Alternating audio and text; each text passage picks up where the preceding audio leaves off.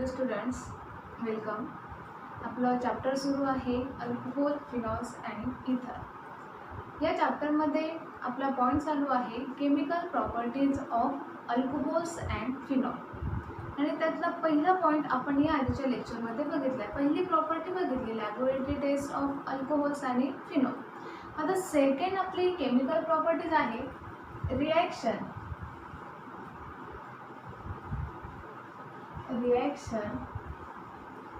due to breaking of OH bond. OH bond break केल्यानंतर काय होणार हे आहे याची सेकंड प्रॉपर्टी. आणि मग यातला पहिला पॉइंट आहे ॲसिडिक कॅरेक्टर ऑफ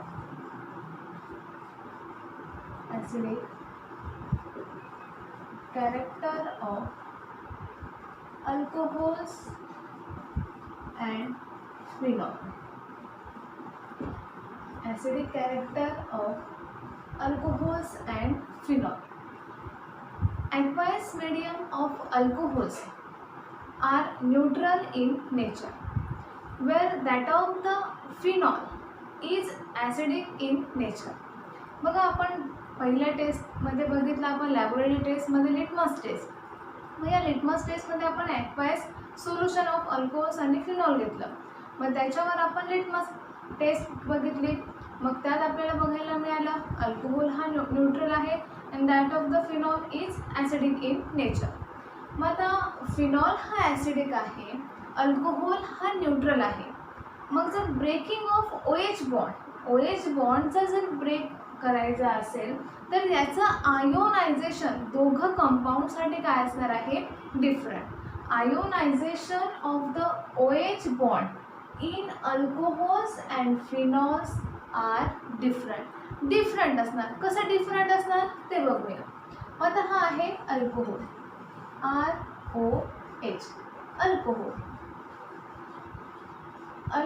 आता ॲक्वायस मीडियम म्हटलं म्हणजे त्यात असणार आहे water. Alcohol which is in aqueous medium we get काय मिळणार. आता हा वॉटर आहे, वॉटरचा ऑक्सिजन काय करणार आहे, त्याची लोन पेअर या हायड्रोजनला ॲब्स्ट्रॅक्ट कर. मग वॉटर इथे काय ॲड करणार, बेस ॲड करणार. आणि जर अल्कोहोलने हायड्रोजन दिला तर मग अल्कोहोल असणार आहे ॲसिड. फक्त कन्सिडर करायचं आहे, खरं अल्कोहोल हा ॲसिडिक नाही. Alcohol which is in water, मग ऑक्सिजन हा हायड्रोजन घेणार, अल्कोहोलने हायड्रोजन दिला म्हणून त्याला म्हणणार आहे आपण ॲसिड. मग ते याचं आयोनायझेशन कुठे असणार आहे, वॉटर मॉलिक्यूलमध्येच आयोनायझेशन पॉसिबल आहे, अदरवाईज नाही. मग ज्यावेळेस OH बॉन्ड ब्रेक होईल, OH ग्रुपचं आयोनायझेशन होईल, त्यावेळेस मिळणार आहे RO मायनस. कसा, हा बॉन्ड या डायरेक्शनने ब्रेक होणार. मग मिळणार आहे अल्कोऑक्साईड. काय असणार आहे, हा अल्कोऑक्साईड. आणि हा वॉटर बिकम्स H3O+. आता हा ॲसिडचा O निगेटिव्ह म्हणजे याला म्हणतात कॉन्जुगेट बेस. आणि हा बेसचा काय झालेला आहे, H3O+, म्हणजे हा असणार आहे कॉन्जुगेट ॲसिड. बघा आता काय मिळतं आहे, conjugate base RO-. Here R is, आता इथे R हा काय आहे, अल्किल ग्रुप, सर्वांना माहिती आहे अल्किल ग्रुप. आणि अल्किल ग्रुप हा काय असणार, इलेक्ट्रॉन डोनेटिंग इंडक्टिव्ह इफेक्ट दाखवणार. काय आहे मग, R is the alkyl group and which is acts as a electron donating inductive effect.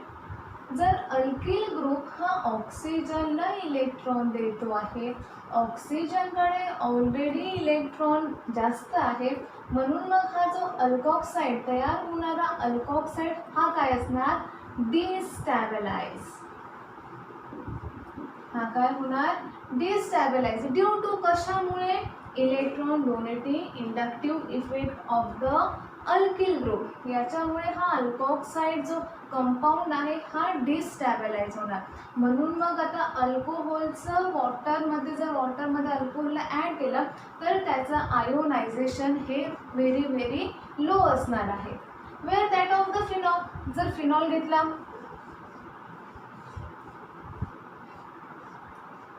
Phenol, आता हा फिनॉल आहे, वॉटरमध्ये त्याला टाकलं, सोल्युशन झालं ॲक्वायस, पुन्हा तेच ऑक्सिजन हायड्रोजन लागेल, हा बॉन्ड या डायरेक्शनने ब्रेक होईल, मग मिळणार आहे O मायनस, याला म्हणायचं आहे फिनॉक्साइड आयन. फिनॉक्साइड आयन हा पण काय असणार, कॉन्जुगेट बेस. हा ॲसिड आहे, H+ दिला, मग हा झाला कॉन्जुगेट बेस फिनॉक्साइड आयन आणि सोबत असणार आहे HCO+. बघा मग आता जसं अल्कोहोल, हा अल्कोहोलमध्ये काय अल्किल ग्रुप आहे, इलेक्ट्रॉन डोनेटिंग इंडक्टिव्ह इफेक्ट दाखवतं, त्यामुळे हा जो अल्कोऑक्साईड ग्रुप आहे तो डिस्टॅबिलाइज जाणार. डिस्टॅबिलाइज झाल्यामुळे अल्कोहोलला जर वॉटरमध्ये ॲड केलं तर त्याचं आयोनायझेशन म्हणजे OH ग्रुपचं आयोनायझेशन हे मिनिमम अमाऊंटमध्ये होणार आहे. पण जर फिनॉल घेतला, फिनॉल जर वॉटरमध्ये ॲड केला म्हणजे सोल्युशन असणार आहे तुमचं ॲक्वायस, मग ॲक्वायस सोल्युशन ऑफ फिनॉल, मग याच्यात मिळणार आहे phenoxide ion. And this phenoxide ion, आता याच्यात काय आहे, हा जो O निगेटिव्ह आहे, O निगेटिव्ह काय करणार आहे, डिलोकॅलायझेशन ऑफ द निगेटिव्ह चार्ज. मग ह्या डिलोकॅलाइज होणार आहे निगेटिव्ह चार्ज, कुठे डिलोकॅलाइज होणार आहे, ह्या रिंगमध्ये येणार. का रिंगमध्ये, कारण हा चार्ज आणि हे जे बॉन्ड आहे ते अल्टरनेट सिंगल आणि डबल. बघा मग आता हा charge single double single double single double single, म्हणजे हे काय आहे, कॉन्जुगेशनमध्ये आहे.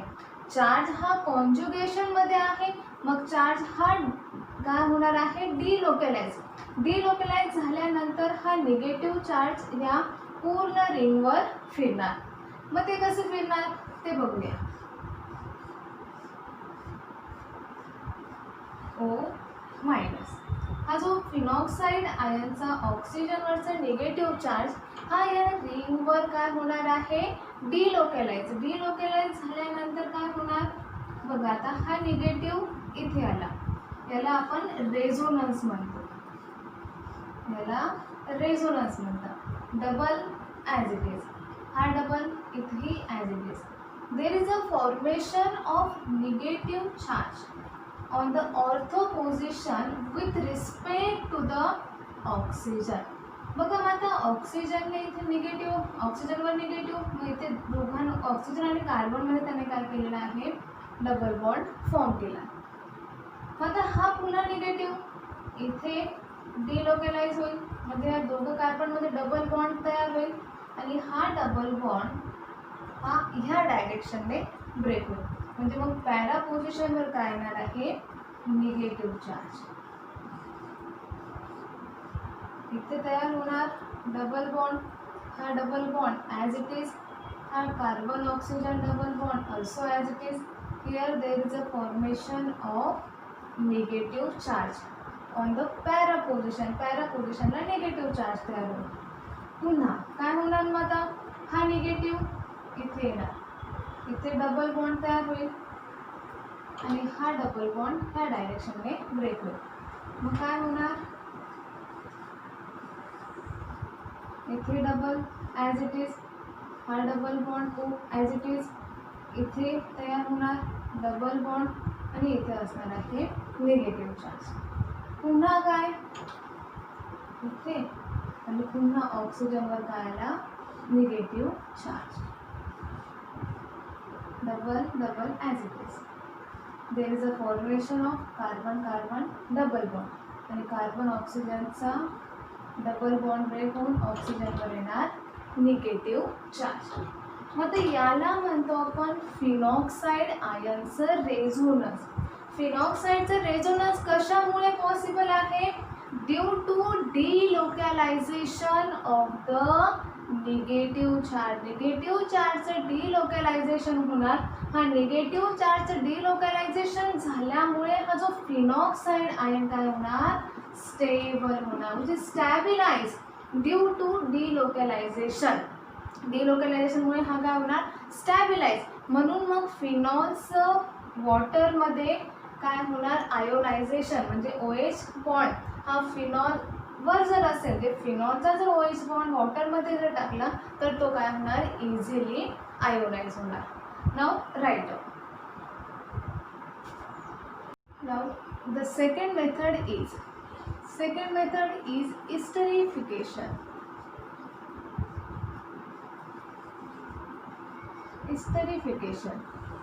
आता esterification म्हणजे काय? इस्टर तयार करणार.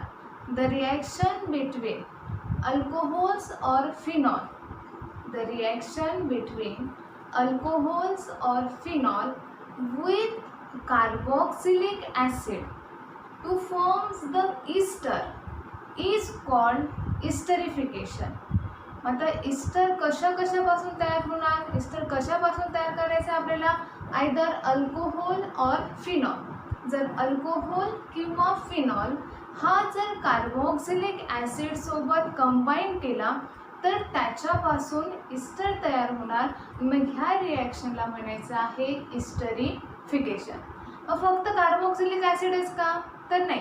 Carboxylic acid, acid chloride, acid anhydride हे जर कंपाऊंड जर आपण अल्कोहोल किंवा फिनॉल सोबत जर ट्रीट केले तर त्यांच्यापासून इस्टर तयार होणार.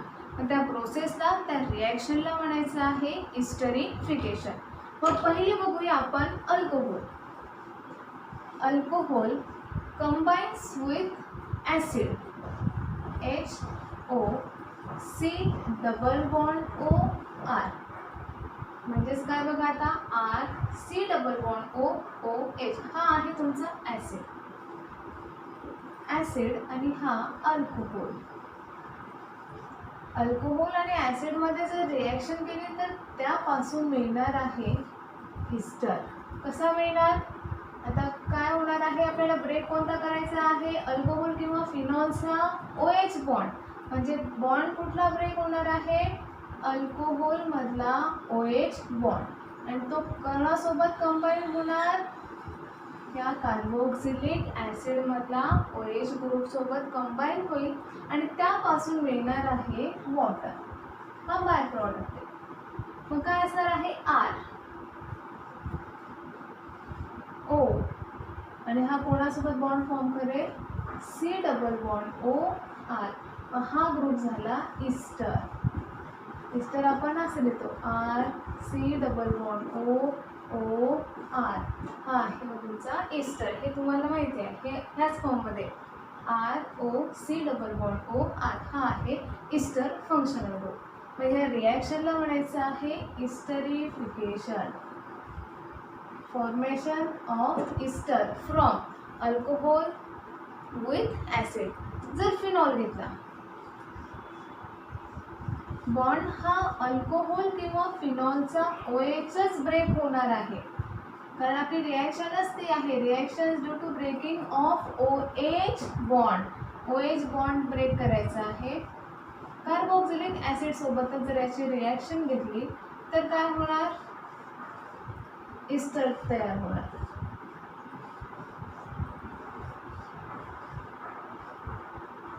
O as it is. C double bond OR हा आहे इस्टर प्लस H2O. जर कार्बोक्सिलिक ॲसिड सोबत जर कंबाईन केला तर त्यापासून मिळणार आहे इस्टर. जर आपण यूज केला ॲसिड अनहायड्राइड अल्कोहोल घेऊ ROH प्लस ॲसिड अनहायड्राइड कसा आहे? आपण या फॉर्ममध्ये लिहितो RC double bond OC double bond OR. याला आपल्याला इथे या पद्धतीने रिप्रेझेंट करायचं. OC डबल बॉन्ड OR हा आहे acid anhydride. Acid anhydrate and this one is the alcohol. Breaking कोणाची होणार आहे? OH बॉन्डचीच ब्रेकिंग होणार आहे. कोणता? कार्बोनिल आणि हा ऑक्सिजन, हा बॉन्ड ब्रेक होणार. दिस कार्बोनिल आणि हा ऑक्सिजन, हा बॉन्ड ब्रेक होणार आणि त्याच्यापासून काय मिळणार? R O C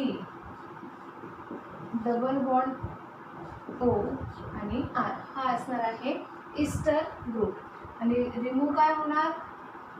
plus R C double bond O आणि हा ऑक्सिजन आणि हा हायड्रोजन तयार करतील acid.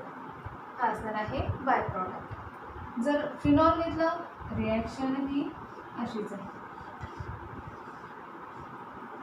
OH acid anhydride R C double bond O C double bond O R.